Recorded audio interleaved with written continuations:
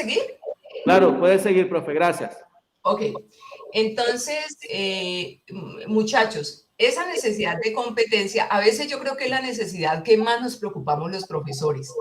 Esa necesidad de competencia está relacionada con la percepción de que se tiene la capacidad para hacer algo, para cumplir con determinadas metas. Tiene que ver con una percepción también de autoeficacia, que es la percepción y creencia sobre qué tan habilidosos somos. Algunos de nosotros, por ejemplo, yo sé que hay licenciados en filosofía, en ciencias, en lenguaje, en inglés y demás disciplinas. Muy probablemente ustedes, cuando escogieron esa licenciatura, y desde el bachillerato fueron viendo que ustedes eran como buenos para eso, tenían una percepción de que eran buenos para argumentar, los filósofos buenos para leer, los de ciencias les encantaban los experimentos, los licenciados en matemáticas hacer ecuaciones, hacer razonamiento numérico y demás. Esa percepción de competencia está muy relacionada como les digo, con esa capacidad que nosotros creemos que tenemos para hacer cosas y efectivamente la tenemos, ¿no? Y decimos, somos más buenos en esto que en lo otro, aquí me toca estudiar más, aquí me toca esforzarme, aquí en cambio puedo buscar tareas más retadoras y demás.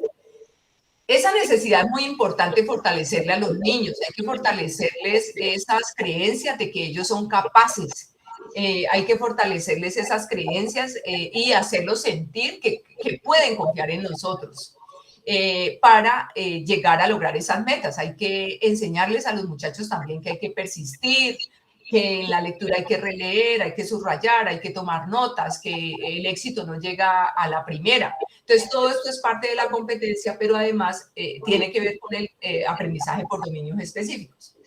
Esta necesidad no sola nos lleva al bienestar, porque uno puede ser, por ejemplo, muy competente haciendo análisis de textos filosóficos, debatiendo en la filosofía, pero, por ejemplo, tener muchos problemas en relaciones sociales, para ser amigos, para sentirse vinculado al grupo, para comunicar a otros lo que está pensando, para negociar, todo lo que en los trabajos ahora se conoce como competencias blandas.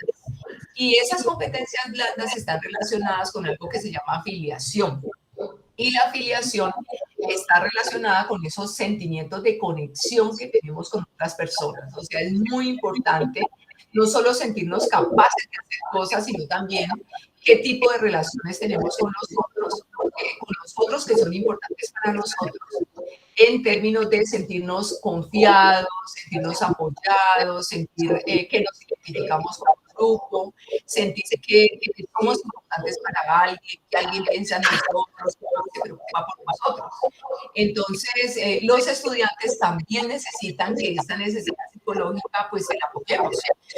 Por eso es tan importante que les ayudemos a desarrollar habilidades para trabajo en grupo, habilidades para negociar, habilidades para argumentar sin herir al otro, habilidades para corregir al otro sin hacerlo avergonzar. O sea, tiene que ver esta necesidad con todo lo que es la relación con nosotros. Y esta necesidad de afiliación y competencia son necesarias, pero son insuficientes si nosotros no promovemos una tercera necesidad psicológica, que es la autonomía. Como ustedes pudieron leer en los textos, la autonomía, podríamos decir como en palabras sencillas, que es como una percepción libre y una posibilidad de sentirse libre, que uno se sienta como liberado, decía ahora Álvaro, como que se sienta en la capacidad de expresar quién es uno, de mostrarse uno tal cual es, de tomar sus propias decisiones, de tener opciones, de manifestar su voluntad para realizar determinadas acciones o no, según los valores que cada uno tenga, según lo que le guste y según los intereses. Para promover esta autonomía, que es una pregunta que me hacen recurrentemente mis estudiantes de maestría, ellos a veces dicen, profe, y esto es desde los niños bien pequeños, o sea, desde los niños así ellos no hablen, entonces uno cómo haría. Hay que esperar solo en la universidad o más en la universidad. La literatura dice no, la autonomía se puede promover desde muy, muy temprano en el desarrollo de los niños. siguiendo sus intereses, dándole tiempo para que ellos exploren, para que ellos jueguen, por ejemplo, juego simbólico, que es un tipo de juego que ellos escogen mucho por voluntad propia, o juegos de reglas en los que ellos quieren demorarse más y que podrían estar aprendiendo mucho a través del juego. Entonces, la autonomía es como esta percepción, esta capacidad, y lo ideal, muchachos, es que nosotros apoyemos esas tres necesidades. Esas tres necesidades. Hay una pregunta de un estudiante, no sé si Sí. quiere que le demos la palabra o sí. No, démosle la palabra. Si tiene ya la pregunta, aprovechemos. Buenas tardes, maestra Solano. Daniel. Mi nombre es Daniel Ochoa. Hola, Daniel, usted es Ochoa. familiar mío lejano, probablemente. Ochoa. A lo mejor vamos a ir por Colombia a ver si está bien. Estuve leyendo el documento y me llamó mucho la atención uno de los descubrimientos que hizo Bessie y Ryan en un estudio que hicieron con los estudiantes y decían de que una de las cosas que afectaba mucho, de cierta manera, a los estudiantes es que los exámenes, cuando hacían exámenes, no tenían la misma motivación que cuando hacían exposiciones. Entonces, el hecho de que ellos hicieran esa actividad diferente permitía pues, que ellos se sintieran un poco más motivados. Sin embargo, a mí me llama mucho la atención porque en otra parte también manifiestan de que la percepción que tienen los estudiantes sobre la autonomía es muy diferente a veces a la percepción que tienen los docentes, ¿ya? Es decir, el estudiante asume el concepto de autonomía como la posibilidad de poder actuar por su cuenta, de trazar sus metas, de elegir lo que quieren hacer, pero los docentes lo ven como que quisieran que los estudiantes asumieran con responsabilidad las actividades académicas. Entonces, veo yo en esa parte la necesidad de formar para la autonomía, ¿ya? Y discutía con nuestro compañero Álvaro y la maestra Teresa mientras almorzábamos, de que la autonomía se puede formar desde niveles iniciales, desde el preescolar, de acuerdo a cada nivel. Sin embargo, a mí la pregunta que me surge es, si ustedes en Colombia han tenido alguna experiencia o tienen algún diseño de formación en autonomía, si existe algún proceso, más allá de técnica, más allá de recursos, que bien lo planteaban en la documentación que nos facilitó. Muchas gracias, Ariel, por tu pregunta. Pues mira, nosotros tenemos como unos protocolos que hemos trabajado en investigaciones aplicadas. Y nosotros en estas investigaciones aplicadas, nosotros partimos muchísimo de la práctica docente. Nosotros llamamos in situ, o sea, de las interacciones concretas que el docente realiza con los estudiantes. Les voy a dar un ejemplo de cómo lo hacemos. Por ejemplo, Ariel dice, profe, yo quiero mejorar mis procesos de autonomía.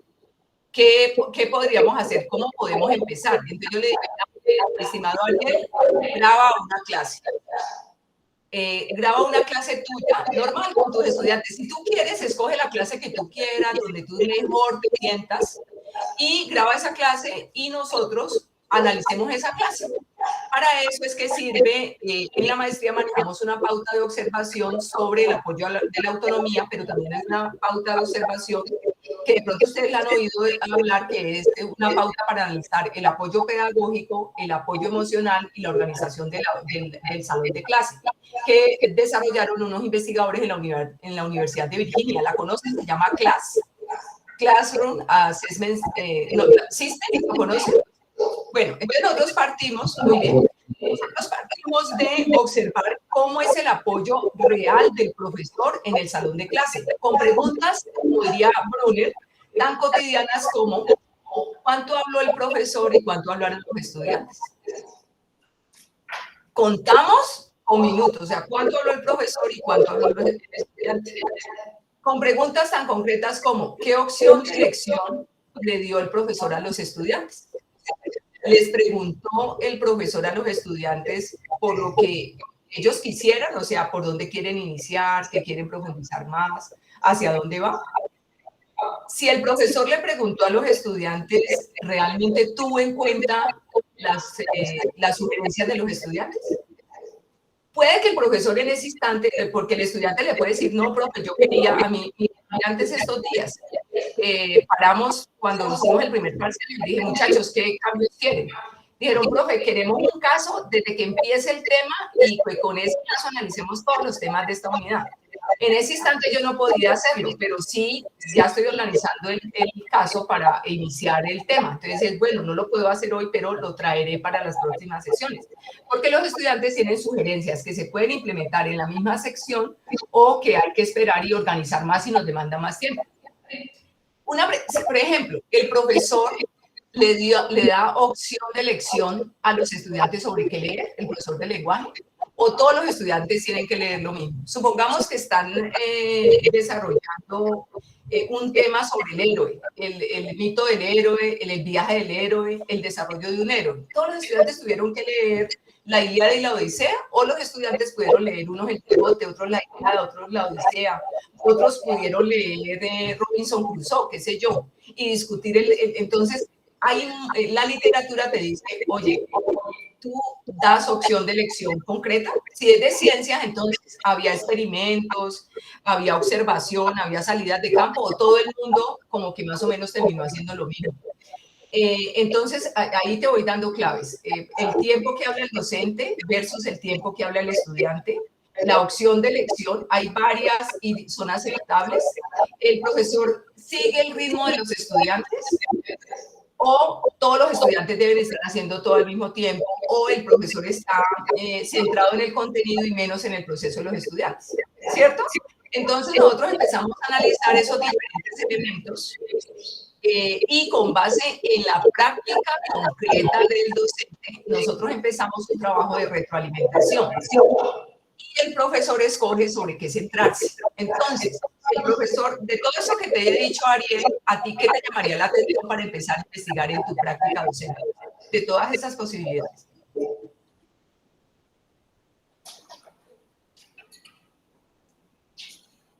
En realidad, todas las posibilidades están muy buenas.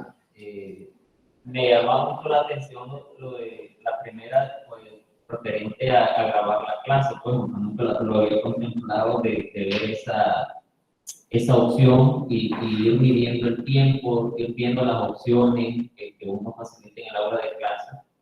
En realidad me parecen excelentes, pues.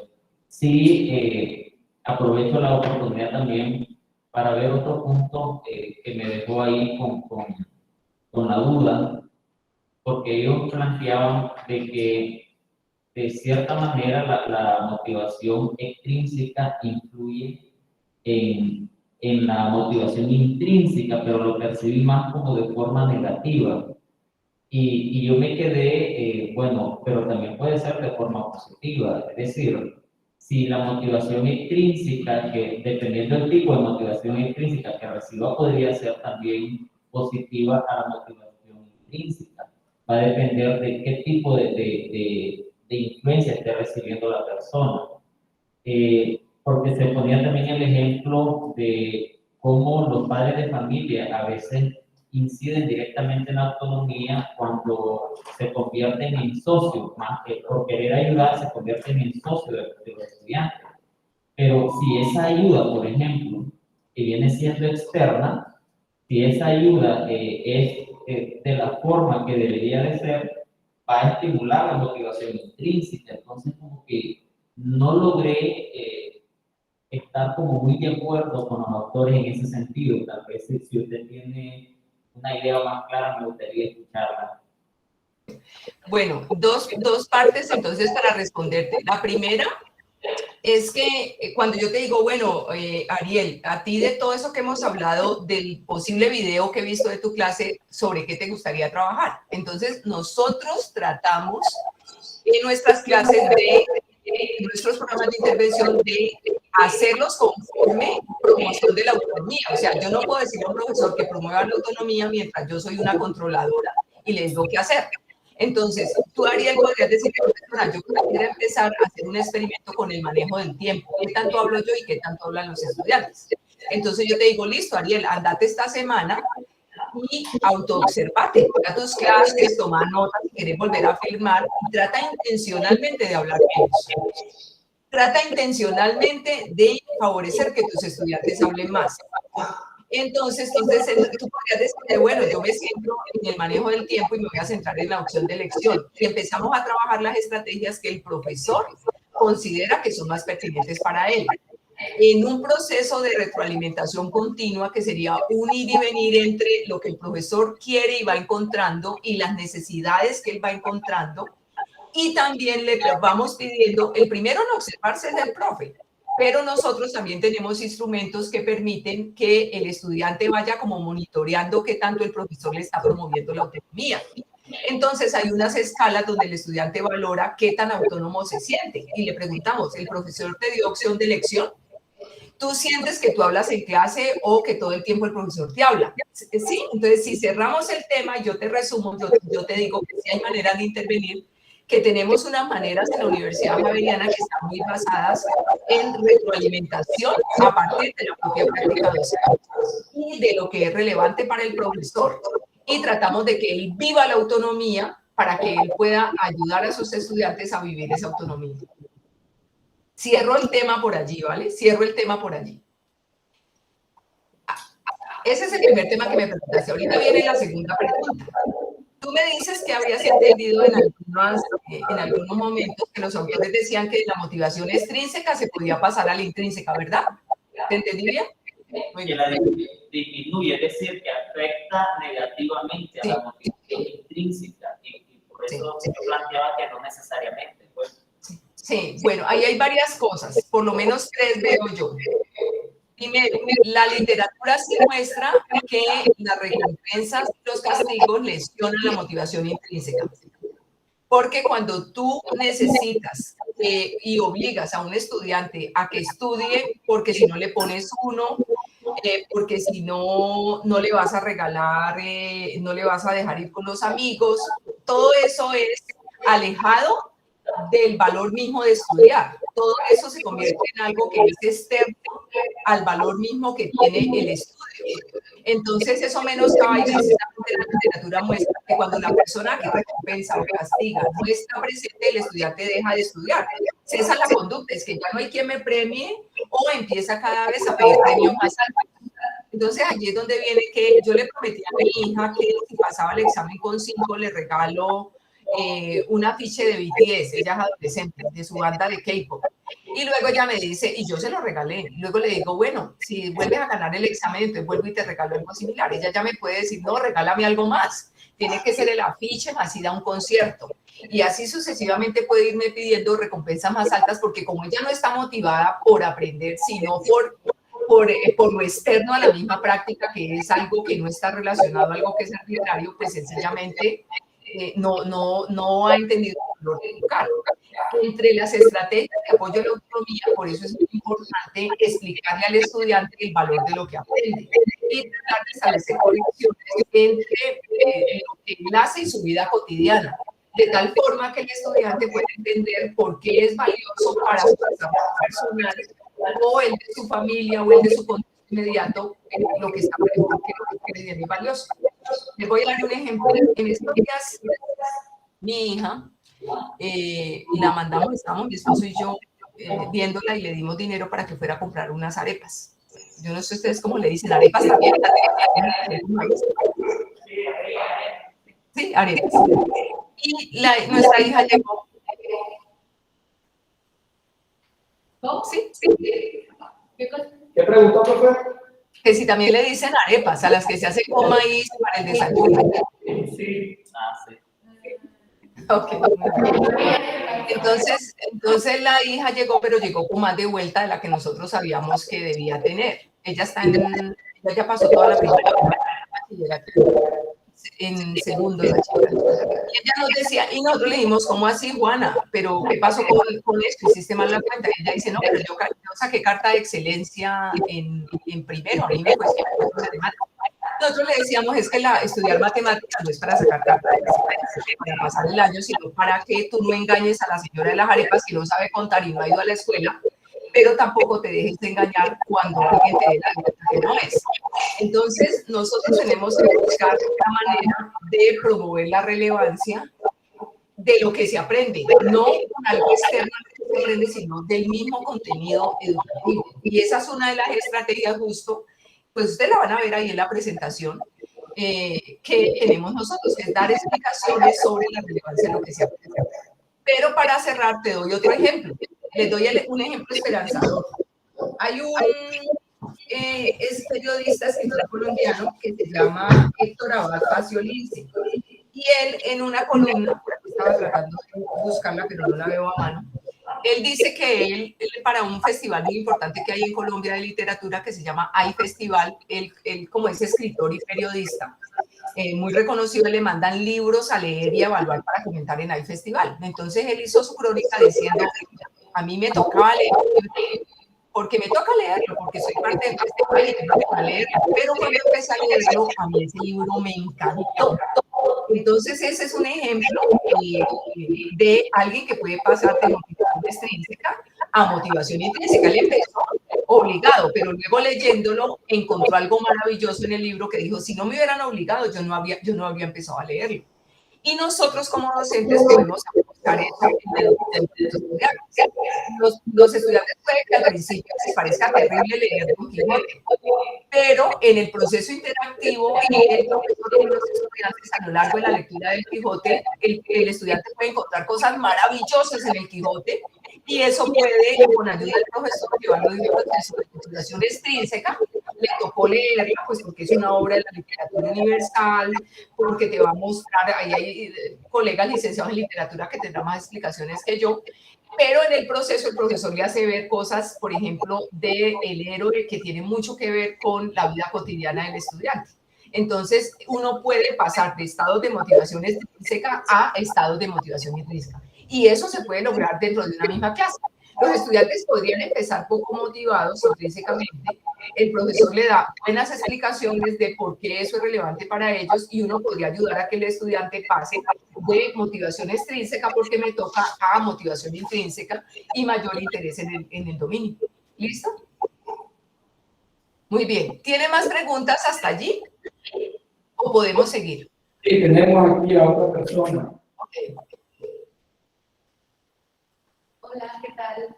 Hola. Raquel Alexandra. Y pues tengo algunas preguntas, pero bueno, son varias, así que tal vez solo hago las preguntas y después se ve si se...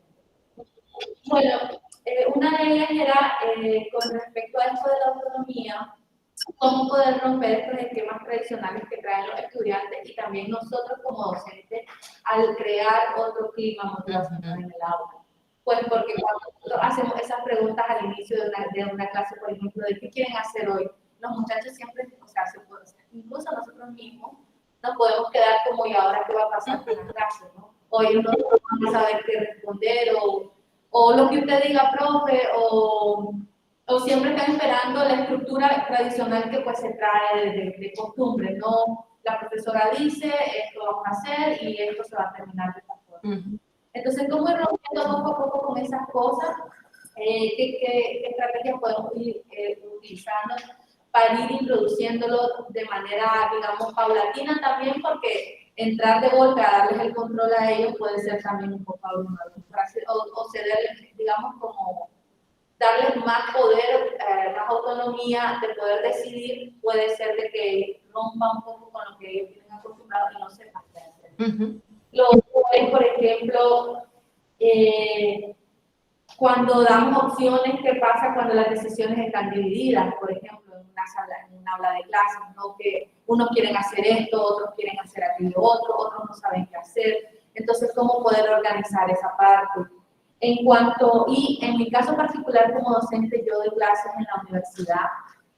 Y entonces, doy sobre todo a primeros años de universidad. Y pues uno de los problemas a los que me enfrento siempre es que tengo muy poco tiempo para dar mi clase y tengo muchos contenidos que dar y todos son súper importantes y todos requieren lastimosamente de mi atención. No es como que, pues porque yo doy clases de dibujo para una carrera de diseño, tengo que estar, o sea, es necesario que yo lo vea cómo ellos están aprendiendo, porque si les mando un tutorial, por ejemplo, pues claro, ellos lo pueden ver, pueden practicar, pero siempre necesito yo tanto ver su avance, su proceso, su progreso, como ellos mi retroalimentación al trabajo. Entonces, al tener muy poco tiempo, ¿qué pasa cuando queremos, digamos, dar estas opciones, ¿no? Y se nos va, digamos, el tiempo y no podemos cubrir lo que necesitamos cubrir. Y también otra cosa que sucede mucho con mis estudiantes que están en esta etapa, digamos, de adolescencia, es que hay muy bajos niveles de percepción de sus propias competencias. Entonces, como docente, ¿cómo puedo hacer yo para nutrir esa autopercepción que tienen de ellos? Porque cuando están haciendo los diseños o los trabajos, siempre sienten de que les queda mal.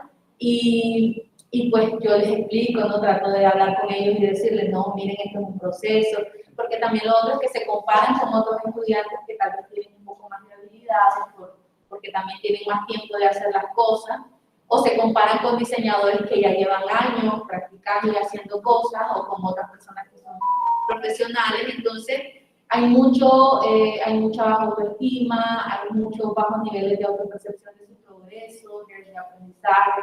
Y aunque yo intento nutrirlo, siempre está esa parte que yo siento que hace mella y que cada vez que hacen un trabajo, yo observo cosas positivas y ellos siempre están boicoteándose. Entonces, esa es mi pregunta.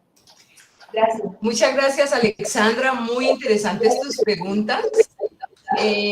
Bueno, yo comparto contigo la idea que esto hay que hacerlo paulatinamente.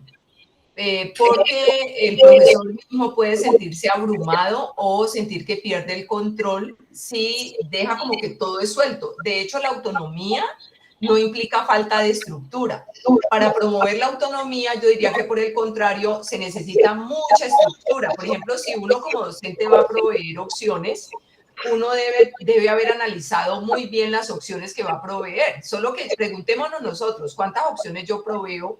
Yo también soy en este caso docente universitario y digo, bueno, por lo menos 3 opciones, por lo menos cuántas opciones de lectura, por lo menos si yo llevo casos a mi clase, cuántos casos voy a proveer para que ellos escojan.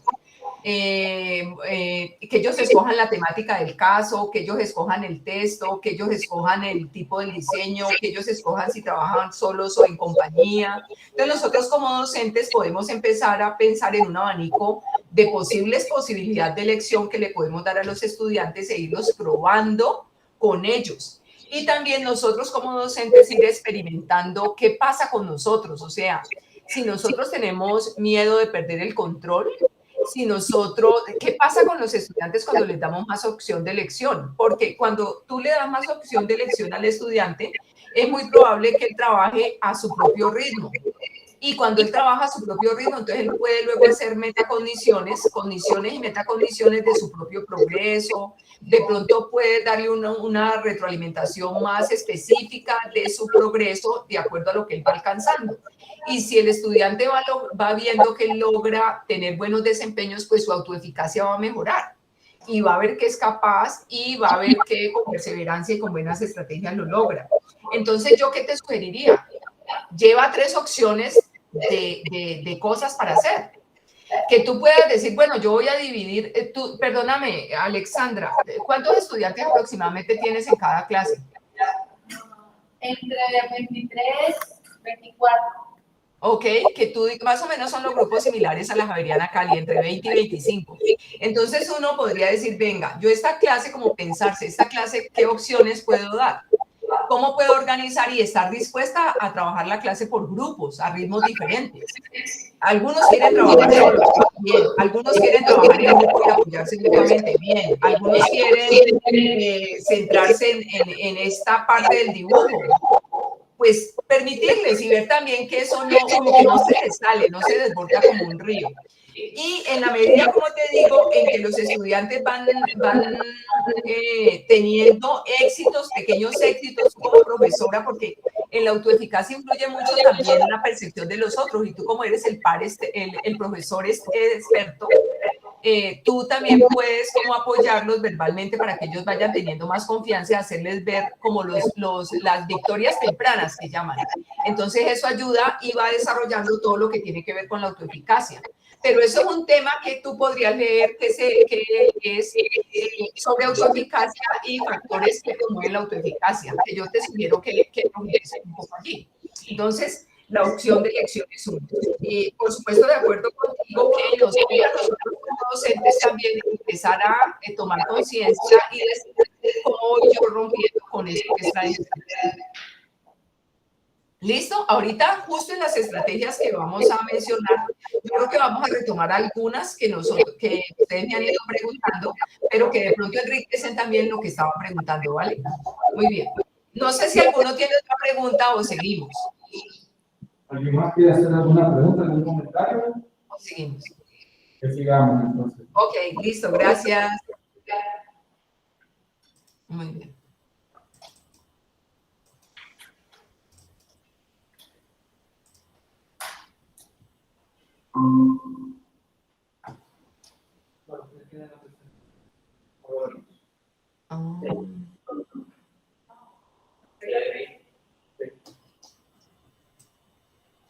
Espérate, que es que no sé cómo hacer aquí. Dejo de presentar. Voy a compartir una ventana. Me meto aquí. Comparto. Un segundito, que no somos como más familiares con ustedes. Sí, ahora. Ale, Tiene que trasladarse a la presentación. Ahí ¿aquí está. ya está bien la presentación? Sí, solamente pongan en pantalla amplia. Ok, muy bien. Perfecto, ahora sí, gracias. Bueno, entonces, ¿por qué es tan importante estos procesos de los cuales les estaba hablando? La literatura en psicología educativa, en educación, en emociones y demás, ¿qué muestra? ¿Por qué la motivación intrínseca? Ariel que me preguntaba y Álvaro que mencionaba esta fuerza de la motivación intrínseca tan importante. Porque resulta que los estudios muestran, cuando se evalúa, por ejemplo, a los estudiantes y se pregunta por el tipo de motivación que tienen, y se analiza esa motivación en relación con su comportamiento académico, su desempeño, su aprendizaje, su deseo de aprender, su seguimiento de las reglas, ¿qué se encuentra? Se encuentra que si hay más motivación intrínseca, esta motivación intrínseca está relacionada con el compromiso académico. Y ese compromiso está representado en todos estos factores. Es decir, uno nota que si el estudiante está motivado y comprometido, el estudiante voluntariamente pregunta, quiere saber más, lee más, sugiere cosas para mejorar el clima de clase, sugiere metodologías para él aprender más, sugiere materiales que podrían ayudarle, pide más información. Es un estudiante que se muestra entusiasmado, que muestra interés, que muestra disfrute en lo que está aprendiendo, que es todo lo del compromiso afectivo. Es un estudiante que uno lo ve disperso, dejando la tarea medio hecha, como que cambia de una cosa a otra, sino que es un estudiante que efectivamente está concentrado, está atento, está enfocado, está tratando de pensar profundamente y seriamente en la situación particular. Y es un estudiante, por supuesto, que ayuda muchísimo al clima del aula, porque es un estudiante que está concentrado en lo académico. No está de pronto con indisciplina, no está de pronto buscando otras cosas que hacer, no está interrumpiendo constantemente, sino que está apoyando que las metodologías, que el flujo de la clase ocurra de manera adecuada. Por supuesto que este es el estudiante que todos queremos y este es el estudiante que ojalá todos llegáramos a ser. O sea, que estemos entusiasmados, disfrutando, súper concentrados en la tarea, que seamos proactivos, que pidamos cosas que nos permitan aprender más. ¿Esto en qué redunda? En que van a haber mejores aprendizajes más profundos, más significativos. Vamos a tener, por supuesto, mejores desempeños y garantiza la permanencia en las aulas. Los muchachos no abandonan el colegio, no dejan tirado el grado, no dejan tirada la tarea, ¿vale? Aquí viene una gráfica que los compete a ustedes, compete a Nicaragua. Miren que hubo un estudio donde se le preguntó a los estudiantes por qué motivos abandonaban la escuela. Ese estudio se hizo en Latinoamérica, en Bolivia, Chile, Panamá, Costa Rica, Nicaragua y Paraguay. Y se entrevistaron estudiantes desde los 10 años hasta los 16 años. Como ustedes notan, hay diferentes razones. Problemas de oferta, la escuela queda lejos, por ejemplo, en los sitios rurales. Entonces los estudiantes no pueden llegar o no hay escuelas en el sector.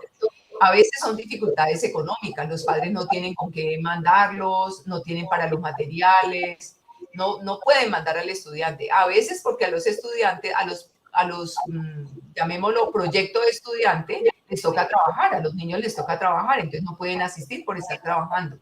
Les toca ayudar en la casa, atender hermanitos, atender abuelos, personas que tienen cierta discapacidad. Y también sé por qué abandonan la escuela, porque están desinteresados y desalentados, o sea, no tienen lo que nosotros decíamos al principio, que es vitalidad, ganas, fuerza, energía, o porque tienen alguna discapacidad. Entonces, observen la gráfica. En los niños de 10 y 11 años predominan las dificultades económicas, ¿cierto? Más del 30% abandonan la escuela por dificultades económicas. Cuando los niños están entre 12 y 13 años, lo que predomina son las dificultades económicas, pero empieza a ser muy importante el desinterés y el desaliento, ¿cierto? Y mientras disminuyen los problemas de discapacidad, o sea, los niños de 12 y 13 años ya los que están en la escuela o los están incluyendo o ya no tienen problemas de discapacidad. En los 13 y 14 años es el trabajo, son las dificultades económicas, el trabajo también, los muchachos empiezan a trabajar más y aumenta como causa el desinterés y el desaliento. Y entre los 15 y los 16 años, miren que viene de un 20% más o menos, aumenta un 30%, aquí ya va casi a un 40% y se sostiene ya ampliamente en ese 40%. O sea que conforme avanza la edad, los muchachos muestran más desinterés y desaliento en la escuela y por eso la abandonan. Ya los problemas económicos han disminuido, ellos no reportan que esa sea la principal causa, y los problemas un poco de trabajo también. ¿Cuál es el problema cuando los muchachos a esta edad abandonan la escuela? Yo quisiera escuchar qué opinan ustedes. ¿Cuáles serían los problemas a esa edad los muchachos abandonan la escuela? ¿Qué opinan? No se le escuchó bien la última parte. Profe, no se escuchó bien la última parte. ¿Alcanzaron a ver la gráfica? Sí. ¿Y notaron ustedes que se complica la situación del desinterés y el desaliento cuando ellos están ya entre 15 y 16 años, verdad? Entonces mi pregunta es, según su experiencia, un muchacho de estos de 15 y 16 años que abandona la escuela, ¿qué futuro le espera? ¿Qué pasa con estos muchachos? Buenas tardes nuevamente. Bueno, el futuro que les espera a ellos es incierto, simplemente va a ser para un campo laboral, ya sea técnico, ¿verdad? Si quieren seguir estudiando. El problema está, creo yo, que es importante que el contexto en donde se esté viviendo ahorita, en este caso usted sabrá cómo estará nuestro país, Nicaragua, ¿verdad? Debe saber el contexto social, político y la crisis económica que estamos. Entonces, yo estoy trabajando con este tipo de muchachos que son de 10º y 11º grado. Entonces, la motivación para ellos, para tener un buen rendimiento académico, tal vez puede ser por un compromiso, porque pueden pasar la clase, pero no es una motivación por un rendimiento académico de calidad o que quieren ellos promover para una universidad. En donde estamos viendo ahorita cuál es la realidad, y lo estaba viendo con un muchacho acerca de un problema social en la clase de sociología, es que piensan irse del país. Están cumpliendo solamente el bachillerato y la mayoría están buscando cómo salir del país. Padres de familia ya han emigrado y ellos están buscando cómo seguir a sus padres. Entonces la motivación por buscar después otro nivel académico está muy bajo. Entonces está el desinterés que tienen los muchachos. Entonces nosotros queremos conectar a una motivación por una calidad y un rendimiento académico, pero tenemos la realidad que nos está haciendo adversa, es muy adversa a lo que queremos nosotros en el cometido de querer llegar a esa calidad con el estudiante. Ese pudiera ser uno de los factores. Otro de los factores es que tal vez tenemos la otra cara de la moneda, que es la otra realidad de otros estudiantes económica. ¿A qué se debe? que es posible que sus padres de familia ya tengan una vida trazada para ellos y simplemente estén cumpliendo un requisito académico, porque puede ser un bachiller o pasar por una universidad, pero ya tienen ellos un trabajo estable, ya tienen un trabajo a futuro, pueden continuar el negocio de sus padres, porque tengo también estudiantes que vienen de núcleos familiares de comercio, de ser comerciantes, hijos de comerciantes. Entonces los padres de familia solamente les dicen, tenés que cumplir con un requisito que vas a la escuela, tenés que profesionalizarte, pero no vas a un campo laboral profesional formal, sino que vas a continuar el establecimiento comercial. Entonces los estudiantes no es una motivación por buscar una calidad, simplemente por solamente cumplir el requisito. Por ahí estamos. Gracias. Bueno, ¿me recuerdas tu nombre? Álvaro. Ay, Álvaro, sí, señor, usted fue el primerito que habló. Gracias, Álvaro. Bueno, Álvaro, pues tú tocas un asunto muy importante que es el contexto. O sea, nosotros como profesores también, ni más faltaba que estamos absolutamente influidos por los factores contextuales y eso mueve muchísimo. Nosotros, a mí me da mucha tristeza de todas formas escuchar frases como los papás ya tienen trazado el destino del hijo. La familia ya decidió el hijo que va a ser el hijo. Yo creo que la escuela debería ser la oportunidad para que esos muchachos también resignifiquen su vida. Y en ocasiones ellos mismos tienen que cuestionarse si ese trazado que ya está, qué tan trazado está y qué tanto ellos podrían resignificarlo. Muy probablemente pueda que en esa resignificación algunos decidan no seguirlo, pero otros pueda que lo resignifiquen y lo valoren aún más, encuentren un sentido. Recordemos la definición de bienestar, de vida plena que acabamos de dar. Entonces, qué bueno que la escuela fuera un escenario que a los muchachos les ayudara a resignificar y a repensar su vida y como por lo menos a cuestionarse esa vida de tengo un destino trazado. Ustedes lo mencionaban también, Álvaro lo mencionaba también, pues a un muchacho que abandona la escuela puede también esperarle el empleo informal. Probablemente por el momento de desarrollo en que se encuentra, está muy interesado en fortalecer relaciones de pareja, relaciones sexuales y probablemente hasta se junte con alguien o tenga un matrimonio muy temprano. Entonces, uno como investigador en educación y cuando analiza esos horizontes de desarrollo de nuestros países y de los países que llaman más desarrollados, uno se pone a pensar es como en las oportunidades que los muchachos podrían perder por dejar tempranamente la escuela y como en las restricciones que podría tener su vida, por ejemplo, si no terminan un bachillerato, unas restricciones de tipo económico, unas restricciones de tipo social, una valoración que ellos luego le van a dar a la escuela de sus futuros hijos y demás. Entonces, por eso sigue siendo como importante para América Latina y para nuestros países, por lo menos garantizar que los muchachos se queden en la escuela, garantizar que la escuela tenga un sentido para ellos y ojalá que nuestro contexto les brindara oportunidades para ellos seguirse formando, ¿sí? Entonces, sobre eso quería un poco hablar. Muy bien. Y nosotros seguimos como con esta presentación y pensamos en cómo podemos nosotros favorecer, que era un poco lo que ya venía hablando a partir de las preguntas de ustedes, cómo podemos nosotros favorecer la autonomía, cómo podemos favorecer el bienestar de los estudiantes. Entonces allí es donde entra nuestro papel. ¿Por qué me parece a mí importante que entre nuestro papel? Voy a casi dejar de compartir porque quiero que me vean la cara mientras digo esto. ¿Por qué me parece importante, muchachos? Porque nosotros como docentes tenemos esa fuerza inminente del contexto. Nosotros no nos podemos separar del contexto y de lo que nos rodea y rodea a nuestros estudiantes, pero nosotros sí tenemos una gran oportunidad, una oportunidad de oro con nuestros encuentros con los muchachos, con nuestros encuentros cotidianos con ellos en el salón de clase. En ese espacio nosotros podemos tener como docentes cierta autonomía para nosotros ver en qué medida esas interacciones son de la mejor manera posible que les permita que sea un espacio de construcción de sentido significativo. Entonces, puede que ese muchacho en la casa sea maltratado, que el papá le diga que tiene el destino trazado, que no tenga muchas oportunidades por fuera del colegio, por ejemplo, de hacer un deporte, de leer, pero estando en el colegio y estando en esa interacción con mentores como ustedes, con profesores que han tenido una trayectoria y valoran la educación, eso puede hacer la diferencia.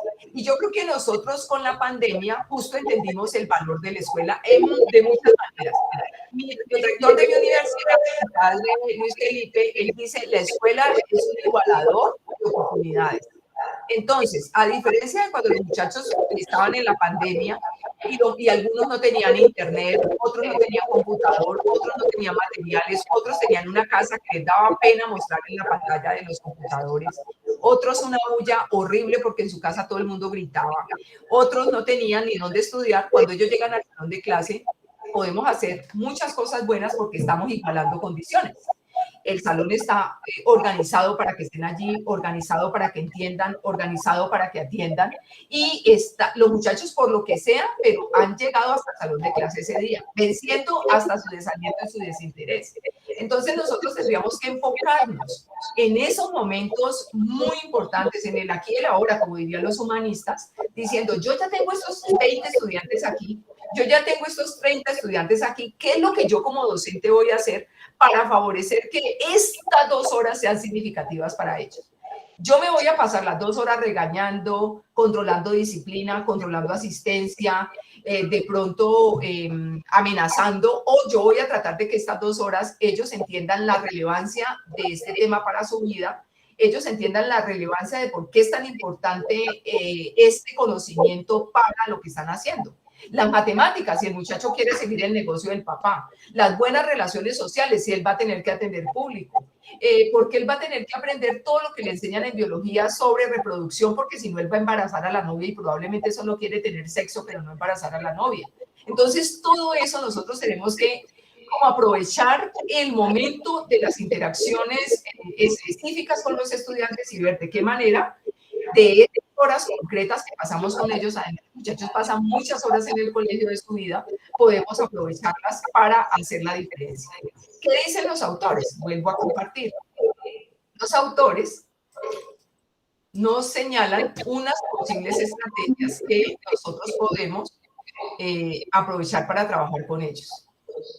Un segundito, creo que aquí otra vez. Vamos a ver.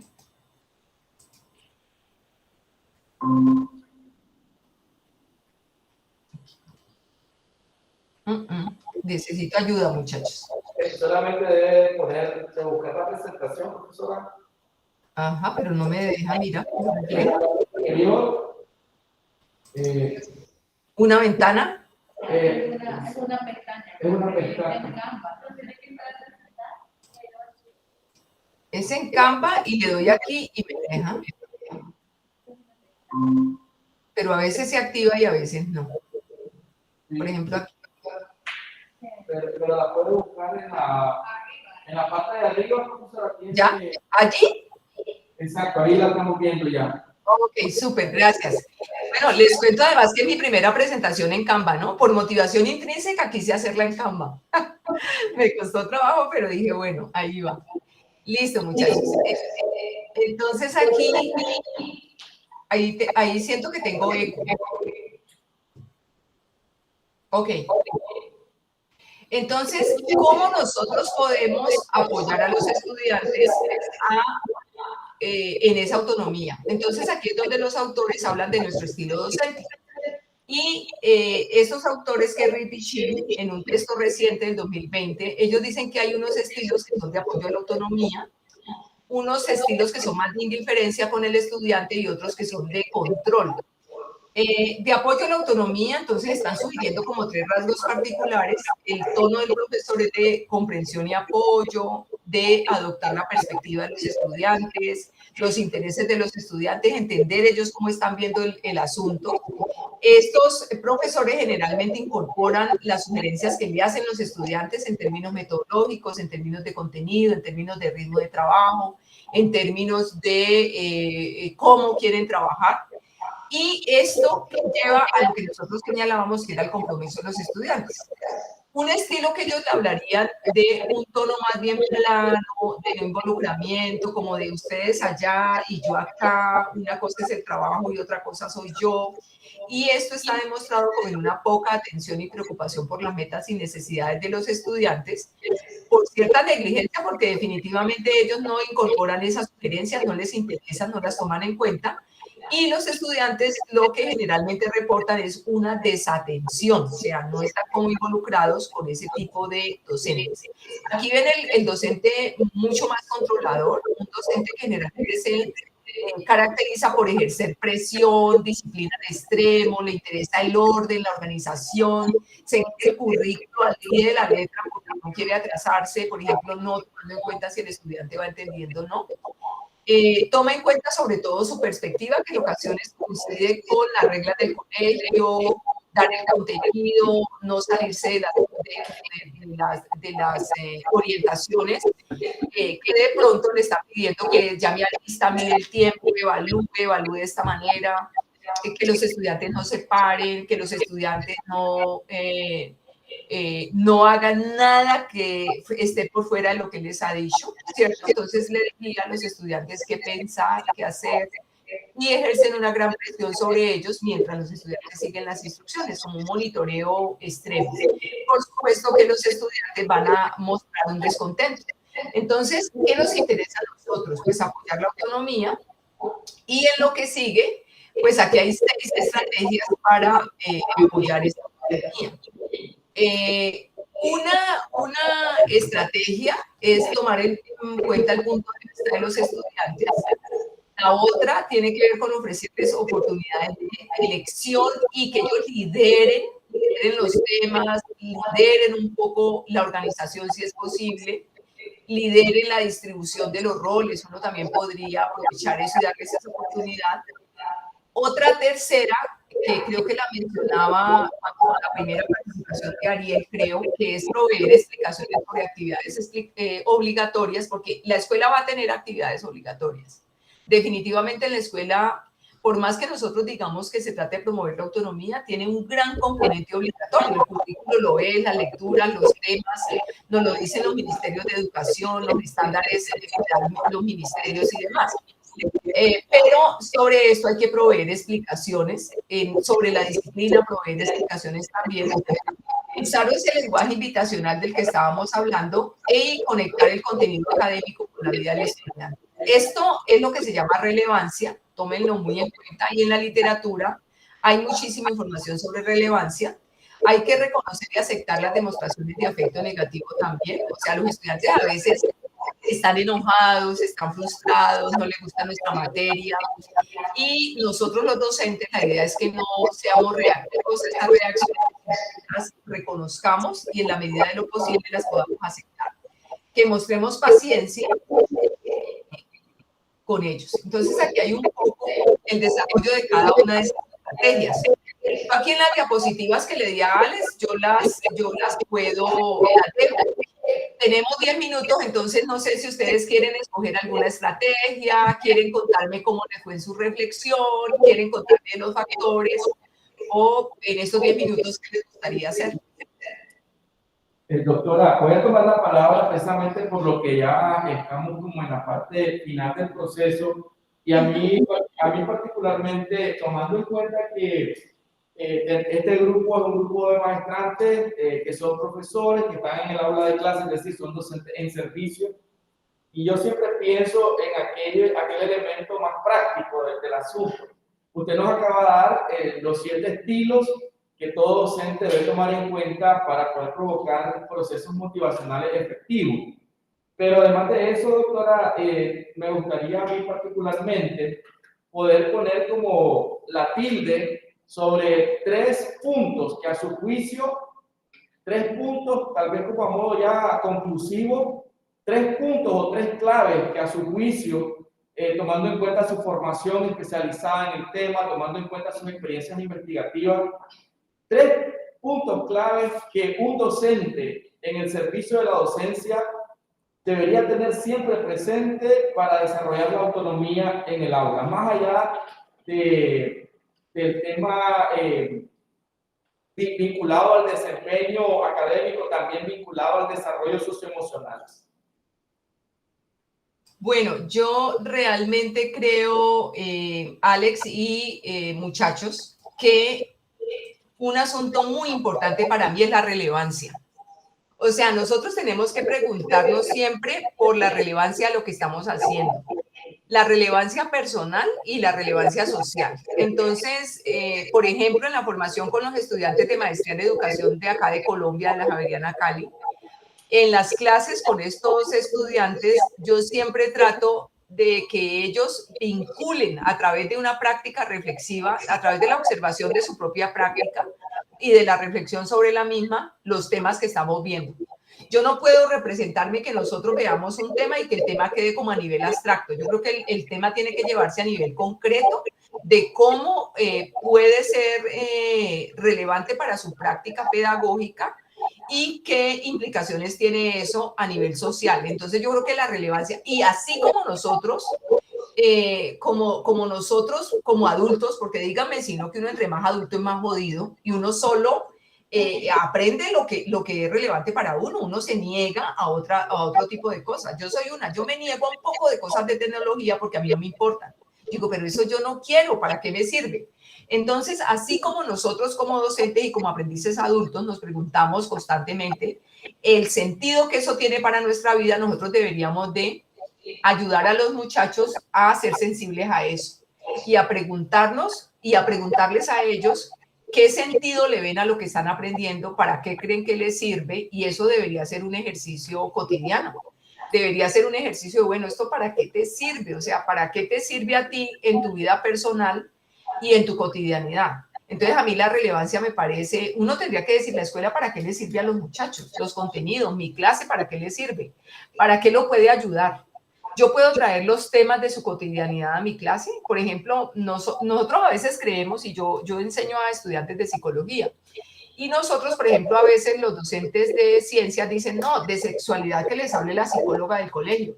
Digo, no, uno en ciencias, en biología, sí que podría trabajar, por ejemplo, todo lo que tiene que ver con la reproducción en los adolescentes, en biología, en ciencias, pero integrado con literatura para que ellos vean, si tú no sabes bien planificar, mira todo lo que puede suceder. Y entonces puede hacer una integración curricular de ciencias, de literatura, de pronto de matemáticas, haciendo cuentas de los ciclos menstruales de la mujer. O sea, como que uno pueda decir, esto a mí me sirve, yo tengo que saber de esta reproducción, porque es que, oiga, yo soy un organismo vivo y esto a mí me toca y me va a influir, o le va a influir a mi hermanita, o le influyó a mis padres, y mire que mi mamá tiene 10 hijos, o mi papá tiene 8, y luego no puede darnos todo a todo. Entonces, como que nosotros, de alguna manera, tratemos de hacer relevante lo que estamos enseñando. Así como es para nosotros, tratar de que sea relevante para los estudiantes. Y eso implica que uno busque materiales que sean adecuados a los intereses de ellos. Entonces puede que un estudiante sea más sensible a un tema a partir de una película, pero otro a partir de una canción de su grupo musical favorito, otro a través de un libro, otro a través de una historia de vida, otro llevando un invitado a la clase. Entonces, cuando yo hablo de opción de elección, no es elegir por elegir, sino una opción de elección tomando en cuenta los diferentes intereses de los estudiantes. De relevancia personal y social sería para mí fundamental. Y hay otro aspecto que también está allí en las diapositivas, que tiene que ver con dar explicaciones. En ocasiones los docentes como que fácilmente no queremos darle explicaciones a los estudiantes, y nos molesta que nos pidan las explicaciones. Como que, ¿cómo así? Pero si yo soy el profesor, ¿por qué tengo que explicarle? Pues nosotros debemos de ponernos en los zapatos de los estudiantes y pensar que a nosotros no nos gusta hacer nada obligados, y a ellos tampoco. Entonces, como no nos gusta hacer cosas obligadas, nosotros deberíamos de dar explicaciones genuinas, sinceras, sobre porque ellos deben hacer cosas que son obligatorias aunque no les gusten. Y también eso implica que nosotros debemos de tener paciencia con los estudiantes.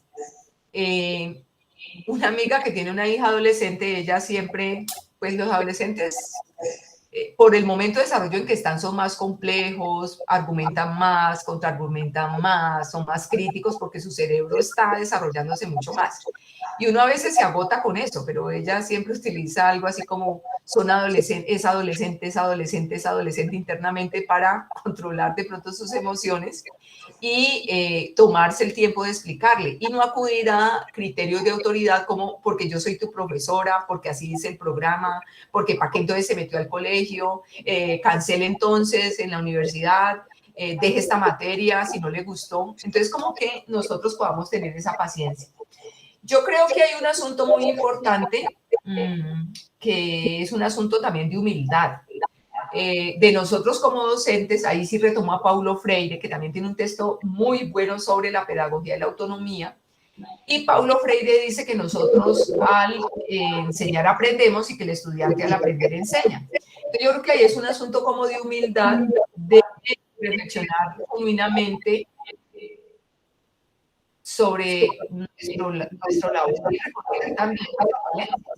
Y los estudiantes a veces cuando uno reconoce eso, ellos se sorprenden, como que, uy, un profesor dándome excusas, uy, un profesor me explicó que se equivocó, porque no están enseñados, porque de pronto están más enseñados a la autoridad, a que el profesor es infalible, a que lo sabe todo, a que oculta las imperfecciones, porque no quiere defraudarlo. Pero los estudiantes luego también son como sensibles a la misma sensibilidad del profesor y yo creo que lo apoyan a uno, a pesar de que uno como que diga, uy, ahí la estoy, ahí como que no lo hice muy bien, ellos también lo apoyan a uno y los estudiantes mismos van cambiando. Cuando el profesor va cambiando, el estudiante mismo va cambiando y a mí me parece que yo nunca he visto en mi experiencia personal, Alex, que un estudiante al que le haya dado mayor autonomía y confianza, como que haya desaprovechado eso. Yo creo que por el contrario, lo aprovechan, lo agradecen, lo reconocen y como que se sienten con el compromiso de demostrar que están a la altura de esa autonomía que les estamos dando. Muchísimas gracias. Creo que ha dado algunos puntos muy interesantes.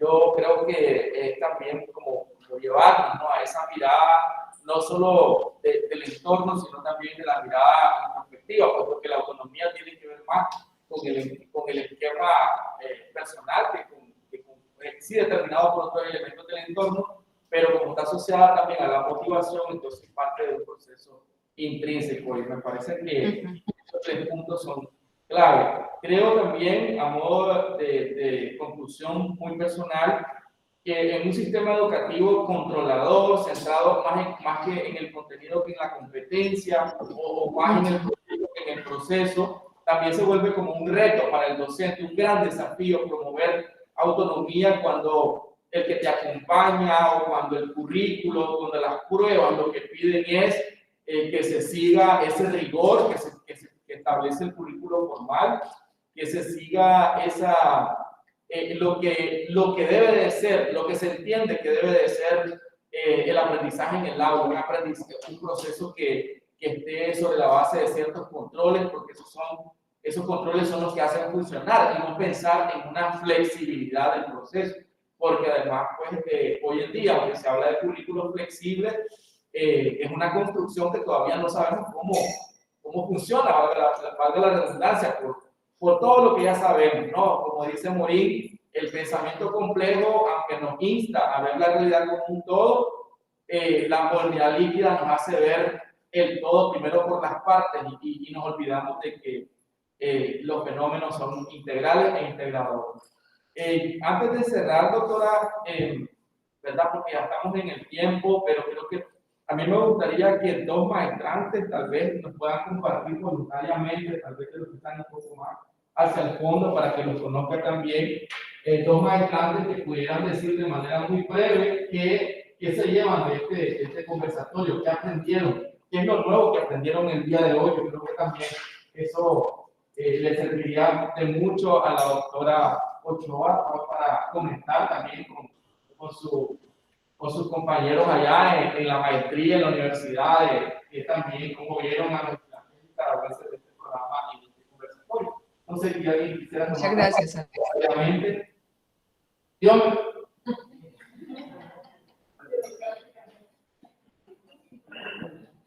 Y una chica más luego. Ok, María, muchas gracias. Adelante.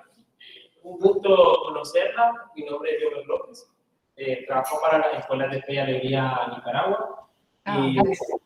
Y para mí ha sido muy interesante la relación que he podido hacer entre lo que hago en mi trabajo, lo que usted viene y nos comparte y lo que hicimos recientemente el día miércoles en una visita de campo sobre el clima en el aula. Entonces, lo más importante es la motivación que se puede tener con las chicas y los chicos, que vamos allá simplemente de dar premios, dar recompensa o dar castigo, sino es que puedan vincular con su vida propia, con sus intereses o con sus necesidades, lo que ellos aprenden y lo que ellos conocen. Entonces, principalmente, ¿cuáles son las motivaciones que tienen nuestras niñas y nuestros niños para no desertar de las escuelas, para no salir del sistema de la educación y para que ellos también puedan encontrar sus sueños y sus anhelos, ¿verdad? O planear su futuro o ir construyendo, mejor dicho, su... Muchas gracias. Y tenemos otra participación acá de una...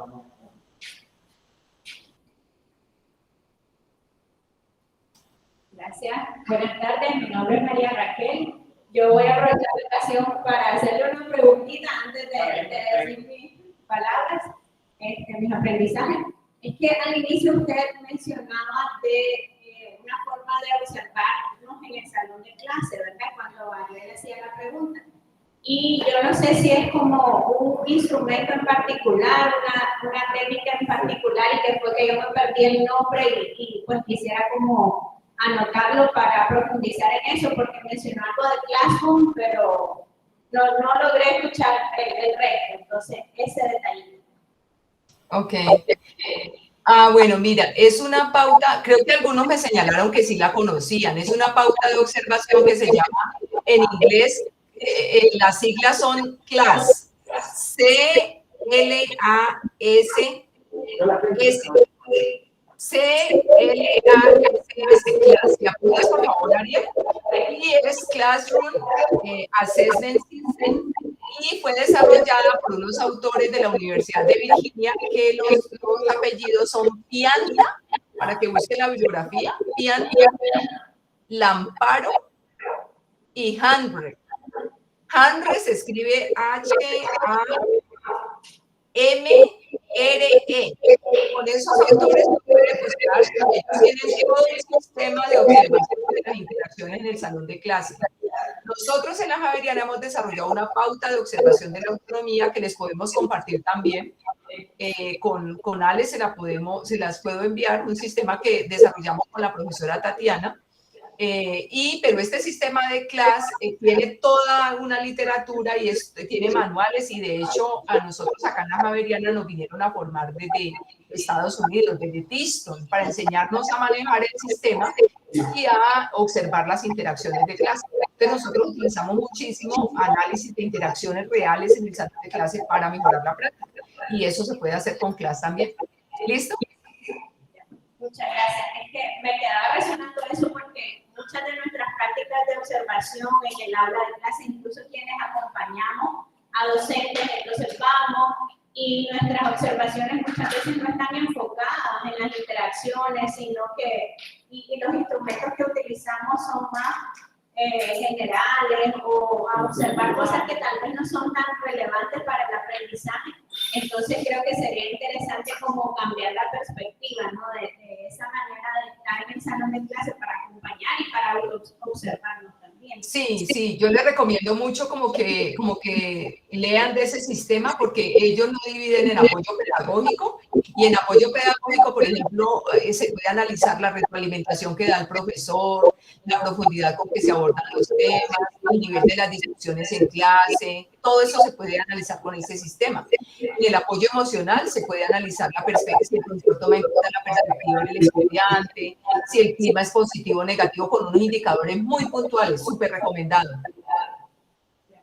Bueno, y mis aprendizajes, hasta la pregunta que hacía el profe Alex, yo creo que ha sido una tarde inspiradora. Si tuviera que ponerle una palabra, yo le pondría esa, porque creo que nos hace mucha falta este tipo de conversatorios o espacios donde conectemos más allá de la técnica, del paso a paso de cómo hacer algo, que muchas veces también es lo que queremos los docentes. Enséñame cómo lo hago y seguir una pauta de otra cosa que ya los demás hacen, en lugar de ir al fondo del asunto, ¿verdad? En lugar de ver como la esencia. Entonces siento que este tema de la autonomía nos hace falta gran recorrido, tanto a nivel personal o en mi caso, pues, como estudiante también, y también de cara a nuestros salones de clase. O sea, no es un tema del que se hable mucho. Para mí ha sido bastante novedoso. Sí, algunas cosas, ¿verdad? Pero no es como talleres de autonomía, no es un término que suele tenerse en nuestras formaciones. Entonces, creo que ha sido inspirador poder tener este espacio para compartir. Pues ahora seguir pensando y observando sobre todo. Gracias. Muchas gracias, muy gentil, muy gentil. Pues yo creo que podemos dar un fuerte aplauso, ¿verdad? Es muy importante lo que están hablando el día de hoy. No sé, doctora, si usted quiere tomar la palabra también para hacer como su... Sí, pues de verdad que me alegra mucho como este acercamiento de los dos programas de maestría. Ojalá alguna vez hiciéramos como, nos encontráramos más como entre estudiantes y profesores, porque también sería chévere conocer a los profesores del programa. Feliz de estar con ustedes, ojalá alguna vez pueda de verdad conocer su tierra y esperando que las relaciones se fortalezcan, prosperen, que seamos cada vez más cercanos para ayudarnos mutuamente y aprender mutuamente. Creo que es muy importante, pues, por nuestros países y por nuestros estudiantes, finalmente, que es como una gran inspiración para nosotros. Muchas gracias. No, gracias a usted, doctora, por todo lo que ha compartido el día de hoy. Ha sido muy fructífera, creo yo, que le aporta muchísimo a las y los maestrantes en función no solo de su ejercicio docente, sino también de las miradas del docente reflexivo, que desde ese paradigma del docente reflexivo que también la maestría busca imprimir en la práctica de cada uno de ellos y de ellas. En nombre del Departamento de Educación y de la Coordinación Académica de la Maestría, le agradecemos por este espacio. Pues, qué decirles, estamos más que encantados de todo el proceso que hemos venido haciendo con la Javeriana. Nos falta todavía un encuentro con el doctor Santiago Mosquera en la parte de investigación educativa, y el próximo año van a tener a la profesora, no recuerdo el nombre, se me va en este momento, que una profesora que va a compartir con la maestra Sandra Ruiz la asignatura de evaluación de los aprendizajes con enfoque de función formativa. Es Roxana Medina. La doctora Roxana Medina va a estar con nosotros en la asignatura. Allá por febrero, por enero, precisamente con ella arrancamos el año, y es una asignatura cofacilitada. Y además estamos pensando también en que el próximo año podamos tener un encuentro virtual con los estudiantes del programa de maestría de Cali y de la UCA de Managua. Súper. Y pues la idea de encontrarnos con los profesores me parece muy bien, y estoy pensando que podría ser un encuentro a nivel de comunidades epistémicas, que es nuestra metodología de la investigación, y que es el próximo año, que ya es el último año de la maestría.